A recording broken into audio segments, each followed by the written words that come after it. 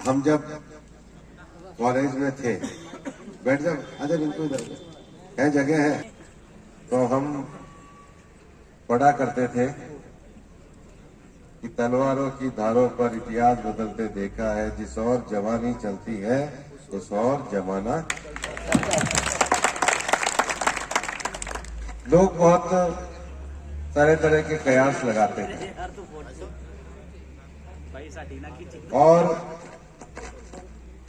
लोग तरह तरह की बातों को बुनने का, जुड़ने का, जुड़ने का काम करते थे। लेकिन मैं अपने पूरे राजनीतिक अनुभव से एक बात जब लोग मेरे से पूछते हैं कि आज का युवा क्या चाहता है, तो हमेशा यही कहता हूं कि आज का युवा विकास चाहता है, विकास के साथ रोजगार चाहता है, और वो देने की क्षमता अगर किसी नेता में है तो उसका नाम नरेंद्र मोदी। ये जो विकास की रफ्तार है, ये किसी देश में तब आ सकती है जब उस देश में तेजी से इंफ्रास्ट्रक्चर का विकास हो। आज के जमाने में विकास तब आ सकता है जब कोई देश डिजिटली बहुत ज्यादा ताकत और तरक्की के साथ काम करे। आज के देश में विकास तब आ सकता है जब हम नौजवानों को रोजगार करने के लिए नए साधन और सहूलियतें उपलब्ध कराएं। और ये बात मैं आपको इसलिए कह रहा हूं कि अगर आज के युवाओं के भविष्य पर विचार किया जाए तो हिंदुस्तान 10 साल पहले मोबाइल को सपना मानता था, आज दुनिया में सबसे ज्यादा मोबाइल के सेट कहीं निर्माण होने का काम हो रहा है तो वो हिंदुस्तान में। आज हम सारी कैमरे से लेके और जितने भी इलेक्ट्रॉनिक आइटम हैं उसमें सेमीकंडक्टर के ऊपर डिपेंड है। प्रधानमंत्री नरेंद्र मोदी जी ने लाखों करोड़ रुपए का जो इन्वेस्टमेंट अब हिंदुस्तान में किसी चीज में होने लगा है, तो सेमीकंडक्टर के लिए दुनिया की बड़ी कंपनी आने लगी। आज के समय में दुनिया की इकोनॉमी को बढ़ाने के लिए माइक्रोसॉफ्ट से लेकर के जो बड़ी कंपनियां हैं वो भारत के निवेश के रास्ते को ढूंढ रही है। आप ये मान के चलो कि आपके पास से ये जो एक्सप्रेसवे निकला है, जो दिल्ली और मुंबई को जोड़ रहा है, ये दिल्ली और मुंबई को नहीं जोड़ रहा है, ये हमारी रामगढ़ की पीढ़ी के भविष्य को भी देश की नई संपर्क क्रांति के साथ जोड़ रहा है।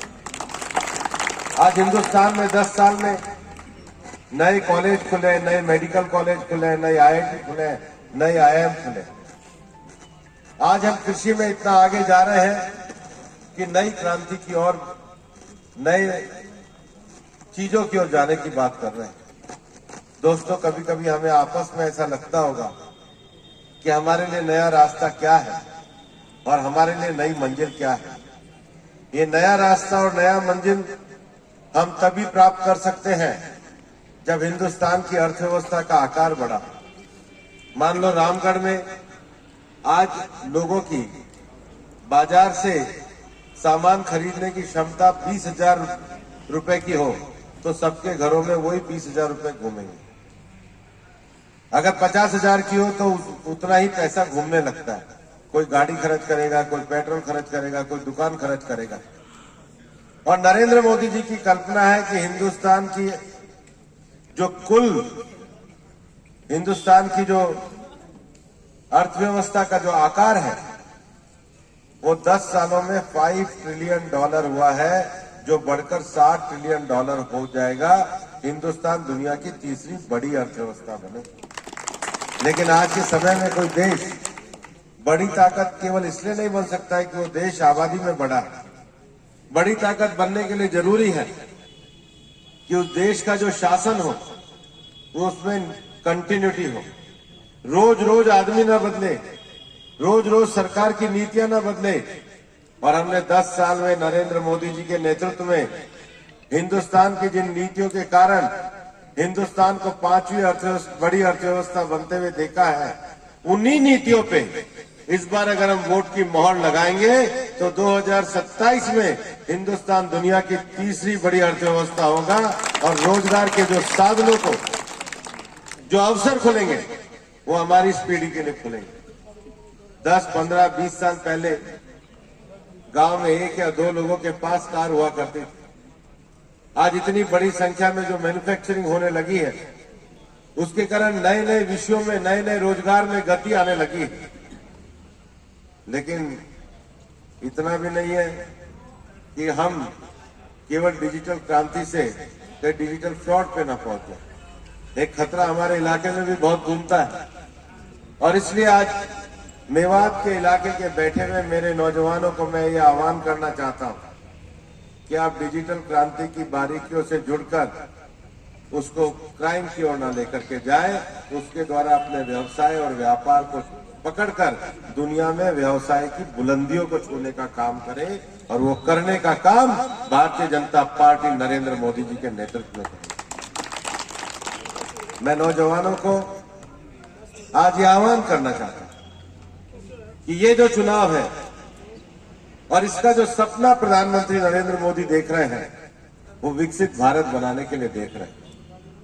और दूसरी तरफ कांग्रेस के एक नेता है, वो अभी भारत ही देखते हुए घूम रहे हैं, जिसने भारत को नहीं जाना, जो भारत की बात करे और शक्ति से लड़ने की बात करे, जिनके नेता दूसरे लोगों को पर्सनल गाली गलौज करने के लिए लगे, जिनके नेता ये बता ना पाए, हिम्मत ना कर पाए कि हम सरकार में आएंगे तो $7 ट्रिलियन की इकोनॉमी बनाएंगे, हम सरकार में आएंगे तो दुनिया के सबसे ज्यादा सेमीकंडक्टर बनाएंगे, हम सरकार में आएंगे तो दुनिया के सबसे ज्यादा मोबाइल बनाएंगे, हम सरकार में आएंगे तो भारत में और ज्यादा एक्सप्रेसवे खोलेंगे, हम सरकार में आएंगे तो ज्यादा इंडस्ट्रियल टाउन बनाएंगे, हम सरकार में आएंगे तो ईआरसीपी के माध्यम से जो समझौता राजस्थान के मुख्यमंत्री ने किया है, पूर्वी राजस्थान में पानी ला करके यहाँ के जलाशयों को भर के इस धरती को हरा भरा बनाने का काम हम लोग करेंगे।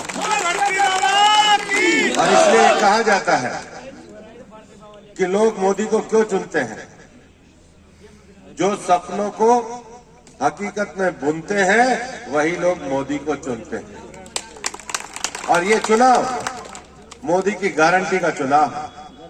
मैं ये चाहूंगा मेरे नौजवान और रामगढ़ के नौजवान जिन्होंने आज आकर के अपना समर्थन दिया, वरना तो नौजवान कभी इतने प्रेम से नहीं बैठते, लेकिन मैं जानता हूं आप में वो ताकत है, आप में वो अनुशासन है, आप में वो जज्बा है।